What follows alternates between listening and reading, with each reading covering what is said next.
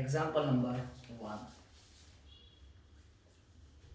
Example number 1 में from the following balance sheet of XYZ limited on March 20 ascertain the value of each equity share, यानी आपको एक equity की value find करनी है under the intrinsic value method, liabilities and assets. Balance sheet में जो value होती है वो बुक वैल्यू, और एडजस्टमेंट में जो वैल्यू है वो रीवैल्यूड बोल सकते हो और agreed value. For the purpose of valuing shares of the company, assets were revalued as under. Now if revaluation figure is given, then we have to consider revalued amount instead of historical value, यानी book value नहीं consider करना है, revalued लेना है। So there are two steps to calculate the value per equity share under the intrinsic value method. First step is net assets. Net assets means assets minus liabilities. बराबर। चलो assets में goodwill, तो नीचे information में goodwill की value है 50,000, बराबर। Revalued amount goodwill 50,000। Plant machinery 1 lakh given 1 lakh. Stock 80,000।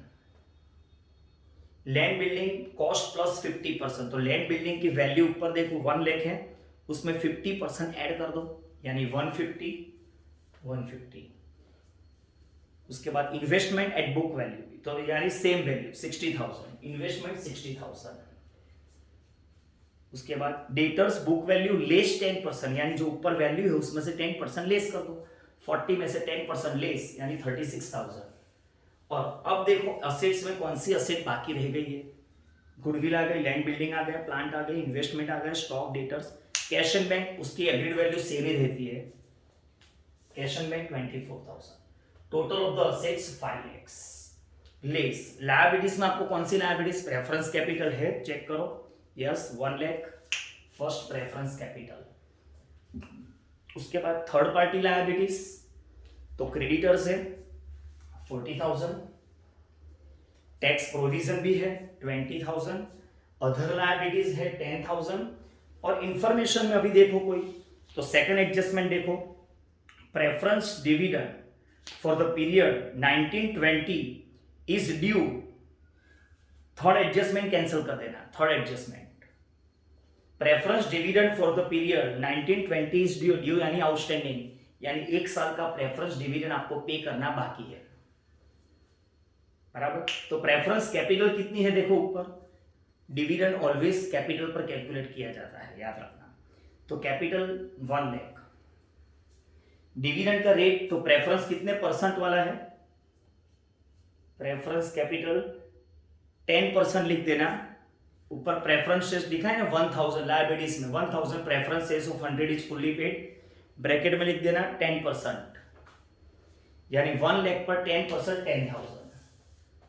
10,000।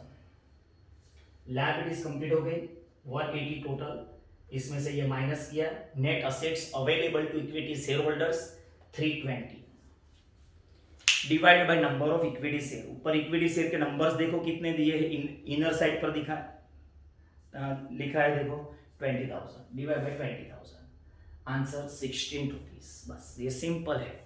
हाँ, अगर ये डीडीटी डिविडेंड डिस्ट्रीब्यूशन टैक्स भी अगर कंसीडर करना हो तो कोई बात नहीं, जैसे प्रेफरेंस डिविडेंड लिखा है ना यहाँ पर 10,000, ऐसे ही वहां पर एक्स्ट्रा 6 नंबर का पॉइंट DDT कितना परसेंटेज, 20.358%। तो ये किस पर कैलकुलेट करना है, ये डिविडेंड की जो अमाउंट है उस पर कैलकुलेट करना है, बराबर। 10,000 का 20.358%, यानी मान लो 2036, तो ये भी माइनस कर दो, डिविडेंड पे करना है तो डिविडेंड पर डिविडेंड टैक्स है, तो ये भी इसमें से माइनस कर दो। इसमें से ये 180 माइनस किया, बैलेंस इतना बचा, ये भी माइनस कर दो अगर होता तो पॉइंट, बाकी कंसीडर नहीं करना है हमें।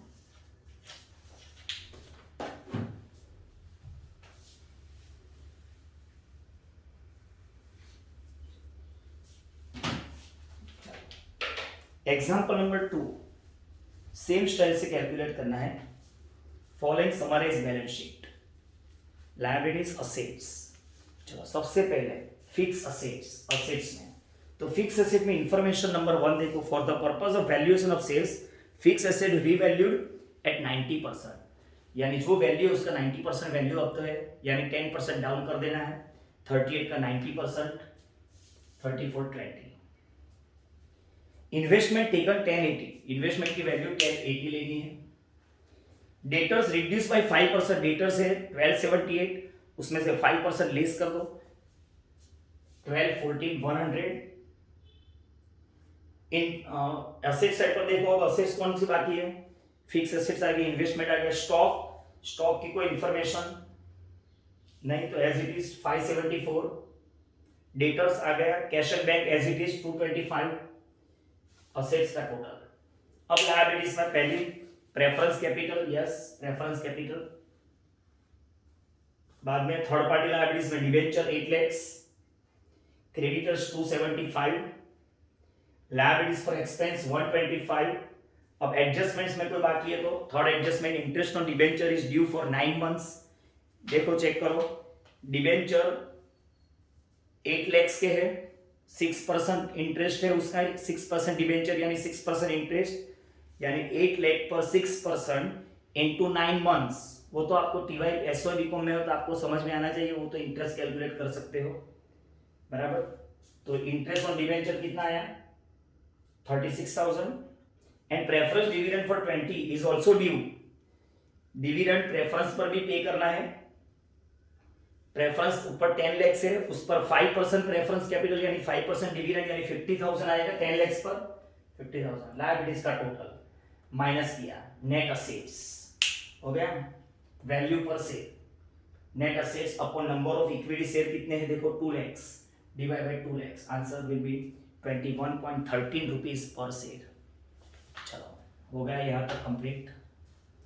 तो ये दो एग्जाम्पल आप कैलकुलेट कर लेना, कोई डाउट हो तो पूछ लेना। सेम स्टाइल से एग्जाम्पल थे, सिर्फ आपको स्टेप्स याद रखने हैं जो मैंने लिखा है वो।